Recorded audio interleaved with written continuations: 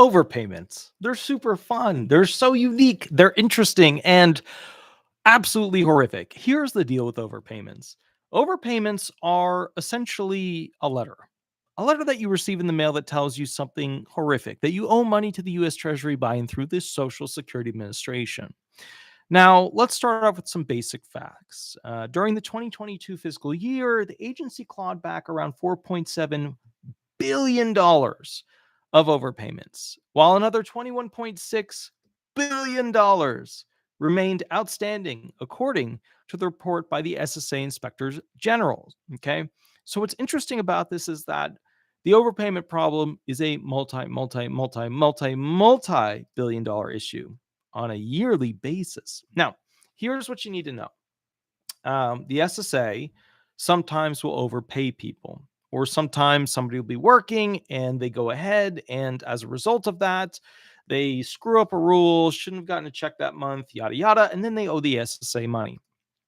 The SSA, by and through their website, repay-overpaid-benefits, says, please pay us back if your benefit amount was more than it should have been. That's a literal quote from their website. Please pay us back, please.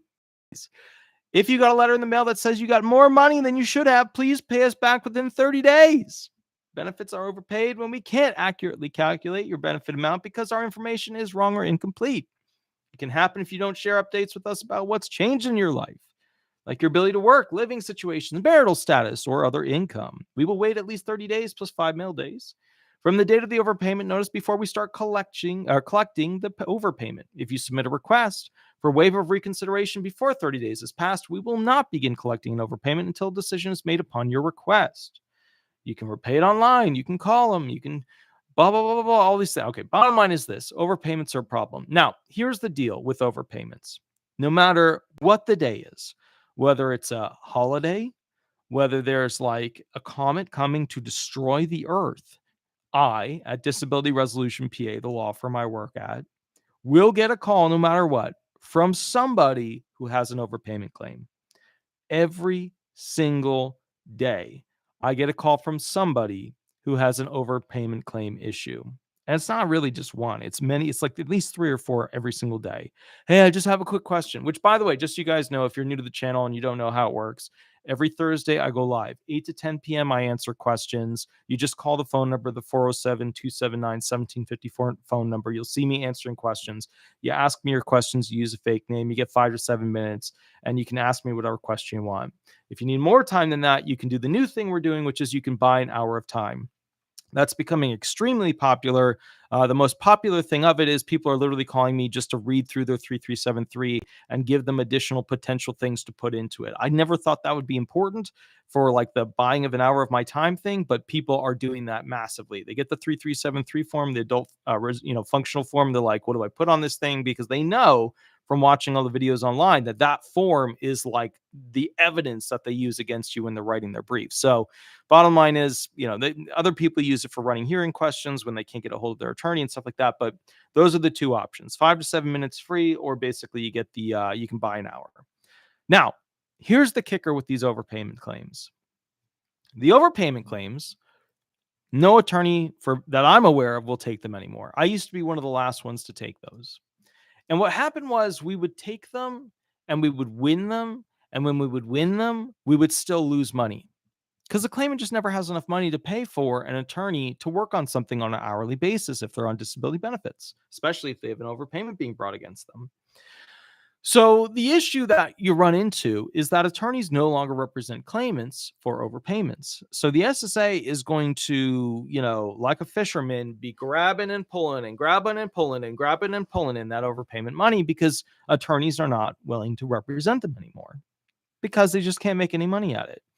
This is an echoing of something that will happen once again when it comes to the entire field of Social Security disability benefits. You see, many of you don't realize, but this is incredibly important. At the end of the day, there in about 10 years will be no small or mid-sized disability firms left. There just won't be any. And here's why.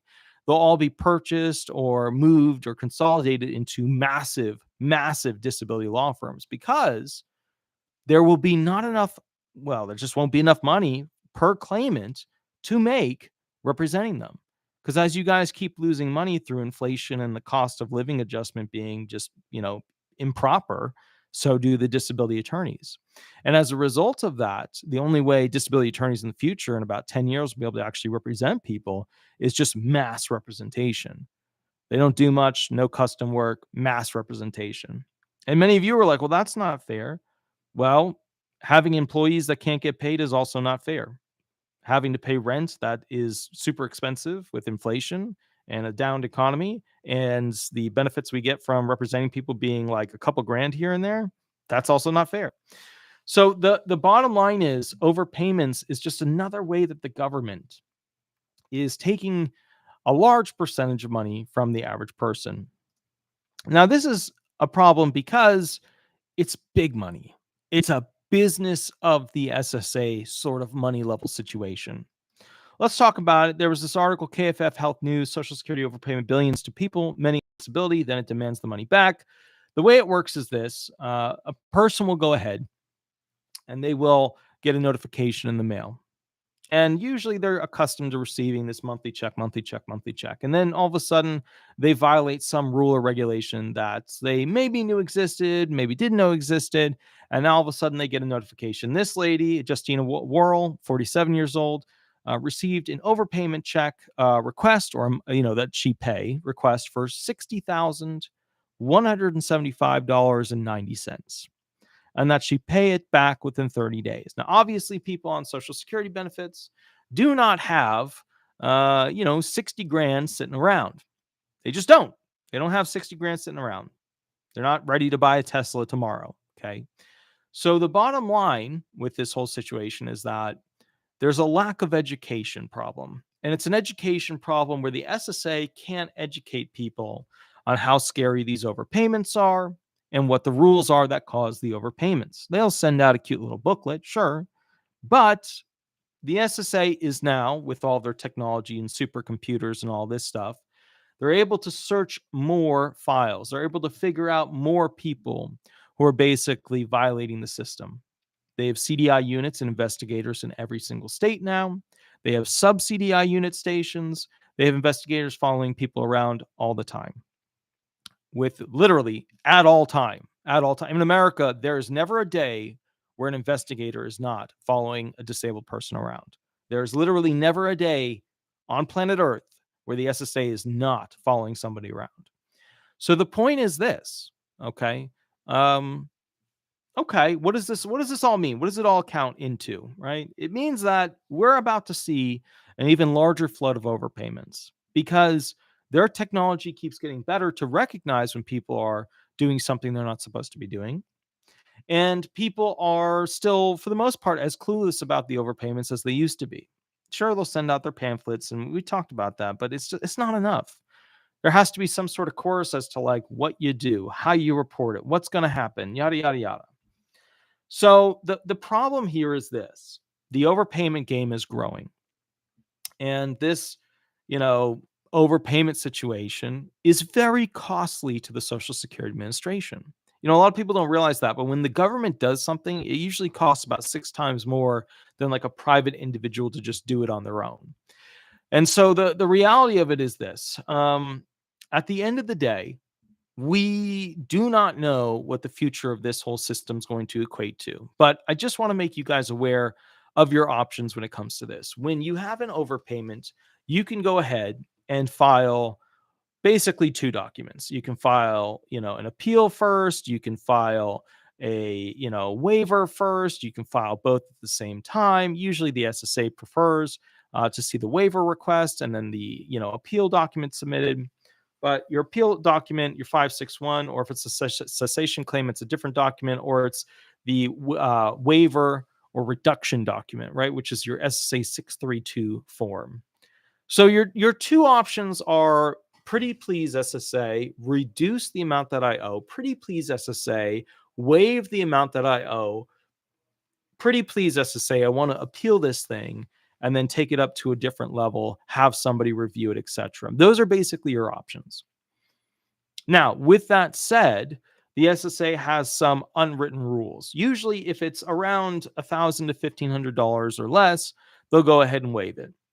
because the amount of time it takes to process it and go through it and staff hours and stuff like that, it's just cheaper to go ahead and, waive that kind of thing in an overpayment waiver. Okay.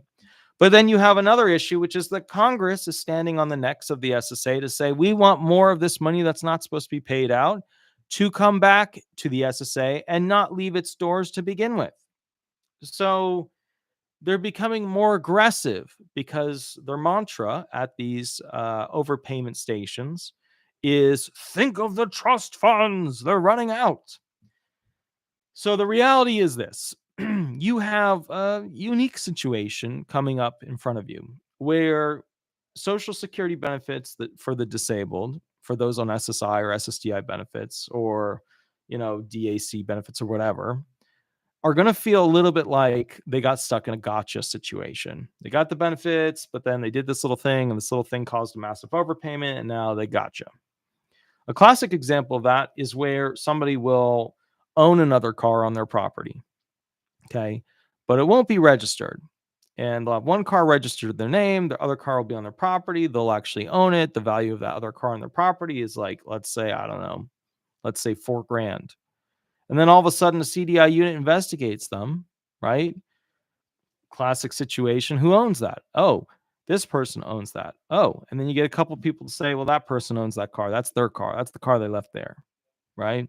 Then all of a sudden, if it's an SSI person, you have a resource limit problem. You have more than one vehicle. It's over the resource limit. Now you've got an issue. And now, for all the months that you owned that vehicle, that you were over the resource limit, you will get an overpayment.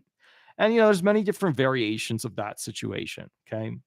Oh, you went to go work a little bit and, you earned over blah, blah, blah over SGA. You didn't realize it for 9 months, or it could be 15 months or 23 months, whatever. And boom, now you're hit with an overpayment. Or you're an SSI and you didn't realize you had all this time a life insurance policy that was over a certain amount and was over the allowable amount. And then boom, you get hit with an overpayment. If you are watching this video, it is so incredibly important to learn your program's restrictions. Like if this video gets you to do anything, it's to understand in 2022 alone, the fiscal year, the agency took back $4.7 billion in benefits. And they think there's still another 21.6 billion that's still outstanding. So if you're watching this, I want you to understand, I think it's incredibly important that you absolutely need to figure out what the restrictions are for your program. I'm going to do another video outlining what the restrictions are for each program. That way, you know what to watch out for when it comes to overpayments. But I need you to understand that this is a billion-dollar industry within a trillion-dollar agency industry, right? Because the SSA trust funds and all the benefit, that's a trillion-dollar industry. But they're clawing back billions in benefits. They have an entire quasi-secret police force known as CDI units, the investigators, that are assisting with this. So I just wanted to make you aware of it. I just want you to understand what is going on with it. Just be aware.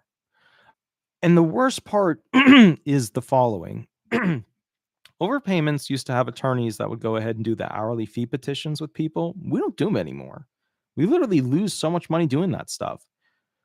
We get paid as attorneys in the disability field. Like, okay, so let me give you an example. Like a great day for an SSDI attorney or an SSI attorney is $7,200, right? That means max pay, 25%, up to $7,200, full pay for a claim. That's a good day. That's a real good day. Good day for like a VA disability attorney is like $35,000. So $7,200 versus $35,000. There's a whopper of a difference in between that. Some would say double whopper or triple whopper with the bacon and all the extra jazz. So the point is disability. They don't raise this cap for attorneys, but for Commissioner Kijikazi raising it from 6K to 7,200. And we're still stuck at that 25%. And on top of that, these recipients, the retired, disabled, SSI people, they're all getting less and less per year because of the bad COLA calculations. So it used to be a cash cow field for disability attorneys back in 2000 is now just a business people are trying to figure out, well, how do you even make this work? So the problem is you're not going to have representation for overpayments, which means that the government, will become more and more effective on the small and big level of clawing back money when it comes to the law. And here's why. You're not going to have attorneys representing clients when it comes to federal district court level stuff, meaning that you go all the way through the SSA docket and then you get to the federal district, circuit, and Supreme Court of the United States.